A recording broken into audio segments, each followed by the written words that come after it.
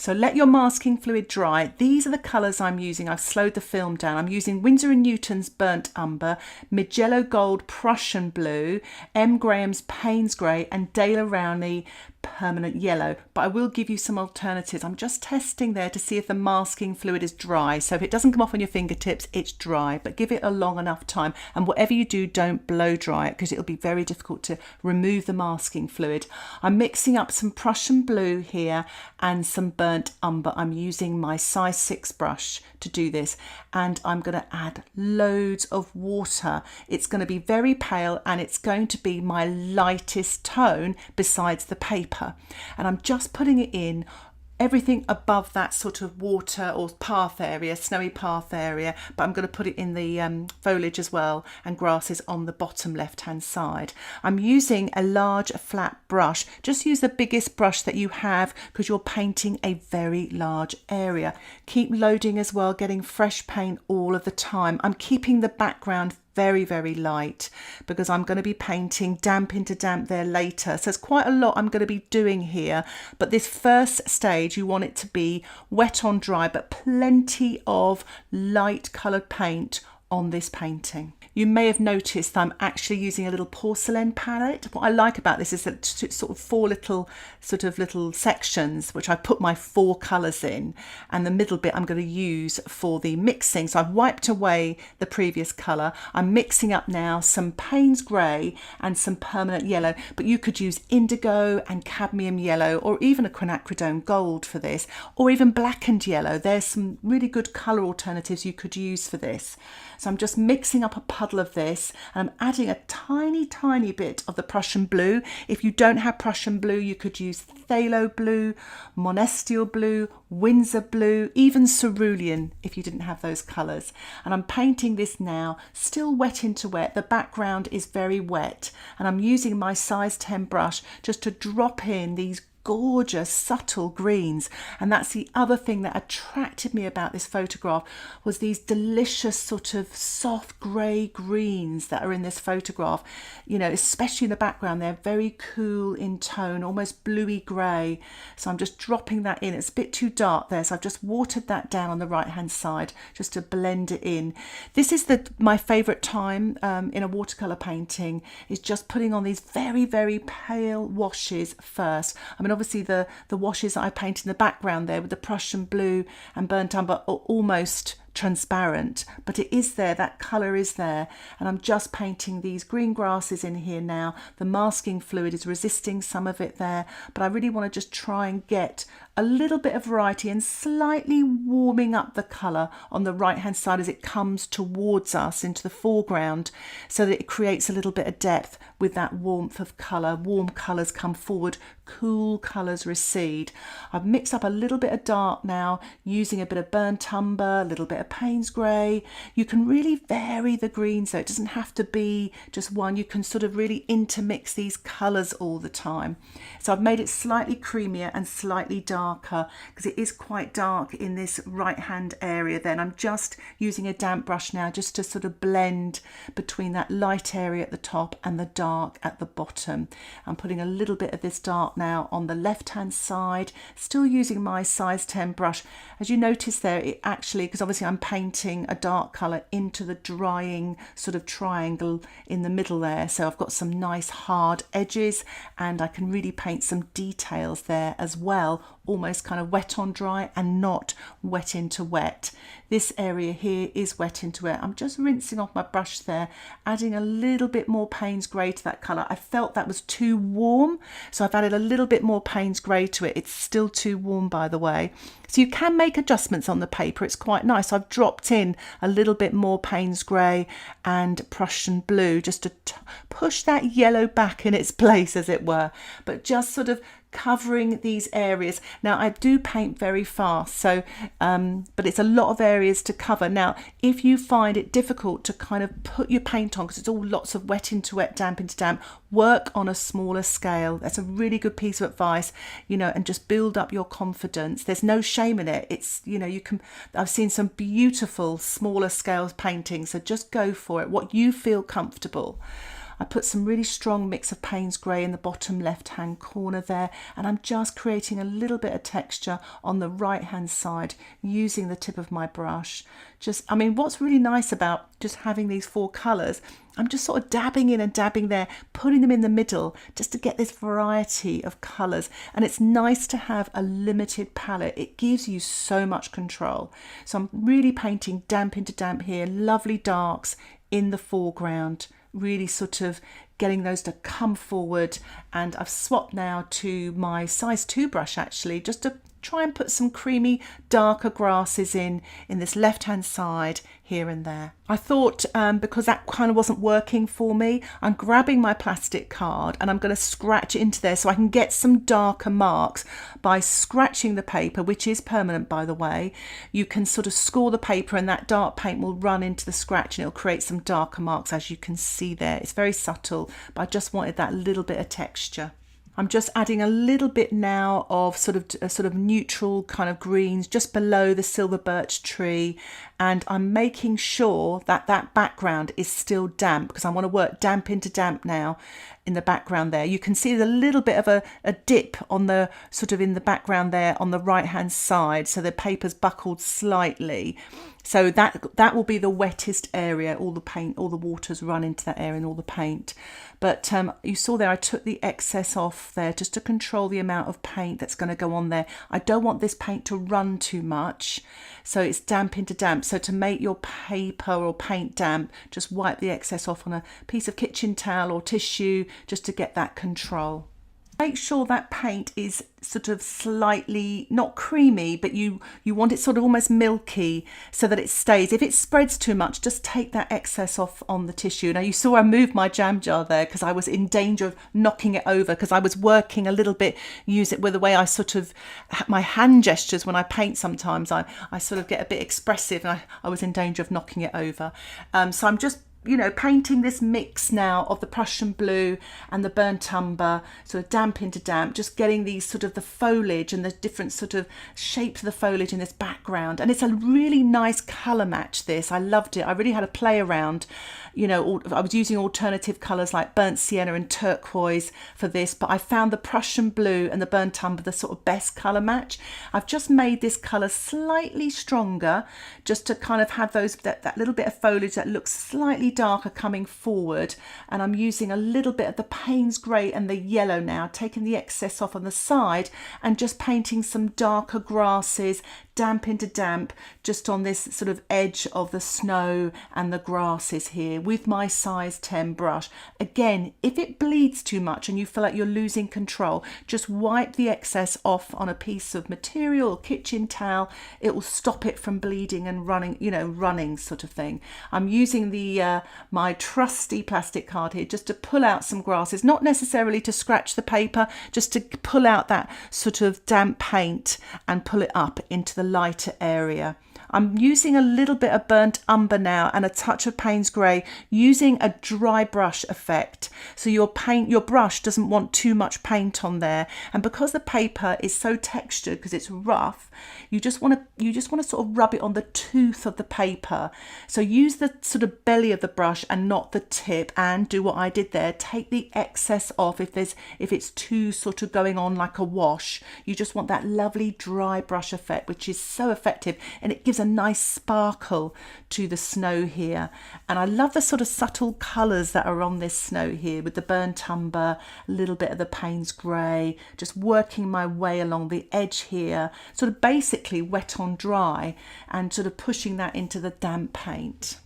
Next up, a nice milky wash here of the burnt umber and the Prussian blue. Maybe you could put a touch of Paynes grey in there. It's quite milky, not too creamy because I don't want it to be too dark. Saw there I wiped it on the bit of kitchen towel so that it wasn't too wet, because remember this background is still damp and it's almost damp into damp. If this bleeds too much, I would let it dry and paint wet on dry with these pale marks. It's absolutely fine. It just creates a little bit of subtlety because it has a soft edge when you paint damp into damp, but there is a danger that you're going to have these sort of tree trunks bleeding out a little bit. And if you find that, One, take the excess off on the kitchen towel, but if you still find that tricky, because it is quite tricky to do, just let it dry and paint these pale trunks wet on dry, and you'll still get that nice effect because the tonal value will sort of recede. So it just makes them look more misty this way. So I'm even putting in some branches that way and a little bit more of slightly darker foliage. If you saw there, I'm using the belly of the brush, so the brush is not quite horizontal to the paper, but it's kind of nearly, and so it doesn't release the paint as quickly, so you have more control. So that's quite a nice little technique there, and I'm just building up a little bit more darks in that foliage there, just to give a touch more detail and to make it look more misty. And I'm painting in now grasses wet on dry in this left hand area here, just taking my time, just trying to create a little bit of detail on the end of those grasses as well. And I've decided to paint this tree trunk wet on dry. I'm using the mixture of burnt umber and Prussian blue, and I'm just softening it at the bottom there to make it lift that off and to make it disappear. And I'm just adding water here. I still want the tonal value to be really, really pale, so it recedes, it doesn't come forward. And as you can see here, I'm just using the kitchen towel now just to dab, so it looks like it's going in and out of the mist there, just to lift off some of the paint. It's quite a nice little technique, that. And I'm painting this tree as well on the right hand side, wet on dry, using my size 6 brush. I've actually added a little bit of Paynes grey there, just to bring it forward a little. And as you saw there, I'm just sort of leaving little gaps, and I'm using some water now and just adding the water or the little bit of paint left on my brush, just to water that down a little bit. And at the top here as well, just to kind of vary the tonal value on the tree trunk here. And I'm just dropping in a little bit of water here and there. I love sort of playing around with watercolour like that, just lifting off the bottom there so it sort of fades into the grasses, and then dabbing that tree trunk to push it a little bit into the background and to make it look a little bit misty and soft. So I'm going to continue on now doing the same sort of technique, building up these tonal values and pulling them away from the background. So I'm just finishing off these trees here, and I've decided I'm going to put some foliage on the trees on the right hand side, just to kind of pull that forward a little bit. Again, I've moved my jam jar there, I don't want to knock it over, but this is a really nice technique. It's called rolling the brush, and you get kind of a dry brush effect, but you also kind of get random sort of foliage effects, and it's quite a nice thing to do, but it is a little bit tricky, and sometimes your brush can go flying out of your hand. So I would suggest practicing it, but I kind of like to share with you these different sort of techniques so you can have a little practice of them, and it creates some nice textures. But if you're a little bit worried about it, do use your sponge. You know, you can, synthetic or natural, can be just as useful. But as you can see here, I'm doing this again on the left hand side, and this time using a little bit more of the belly of the brush and dry brush technique rather than the rolling the brush. I've got a little bit of Paynes grey in that Prussian blue and burnt umber mix, so you can sort of really vary your colours, and I'm using this same technique and same colours for the sort of background grasses here, just to pull this a little bit away from those distant trees and to create depth in the painting there, but keeping it still quite pale. But I just love sort of messing around, playing around with these colours. I'm mixing up a little bit more of the Prussian blue and burnt umber, and I'm just putting a little bit of that dark now, wet into wet, just below that pale colour, just to kind of then separate it from the grasses in the foreground. I'm just mixing up some yellow and Paynes grey and a touch of burnt umber, so you've got a nice solid dark green there. And I've just added a little bit more water, it's a bit too dark, and I'm just painting now, just building up some of the details in the middle ground here around the base of the silver birch tree. And I'm using my size 6 brush, added a little bit of burnt umber to my yellow just to create a slightly warmer colour. I do like using a little bit of warmer tones, especially on snow. You'd automatically think it would be cool, but actually the warmer colours really bring it out. I've used a little bit of the burnt umber and the yellow here as well in the middle distance, just to vary the colours. They don't just all look like this flat green, just to warm them up. I'm using my large size 10 brush. I've got some indigo and Prussian blue, and I'm being very brave here and putting some very, very strong darks, quite loose brush strokes, wet on dry, in the left and right hand side of the foreground there. So just be brave and throw those washes on. I'm really sort of building up the detail here as well on the edge of the snow and these grasses. This is where it sort of goes around the corner. So I've actually put my darkest dark against my lightest light there. It's almost kind of like the focal point, but I brought the silver birch tree in as well to sort of counterbalance that as well, to create some sort of interest, and it really kind of works in a way. You kind of want to have a reason why you're taking your viewer's eye around that bend. You're coming up to those lovely misty trees and that silver birch as well. I've really gone mad here on the left hand side, just to really sort of put very expressive brush strokes using burnt umber and Prussian blue to really create that depth. Now I'm going to make my lovely sort of dark sort of marks for the birch tree. So I'm allowing the foreground to dry a little bit. I've got some burnt umber and Paynes grey. I'm using my size 4 brush and I'm putting these marks on wet on dry, trying to vary them a little bit so they don't all look the same sort of pattern. So just take your time with this, working your way up, or you could work your way from the top down.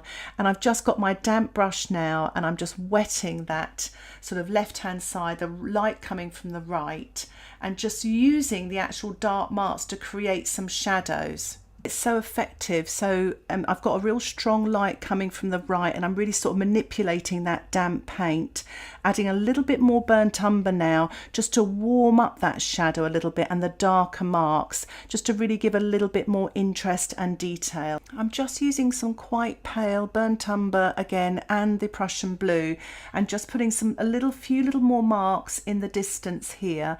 And I thought I'd balance this as well because I didn't really put much on the left hand side and I felt it needed a little bit of balance there. So I'm just adding a little bit of that very sort of pale colour just to the left there, and I'm going to let that dry, and I'm removing my masking fluid with my framing tape.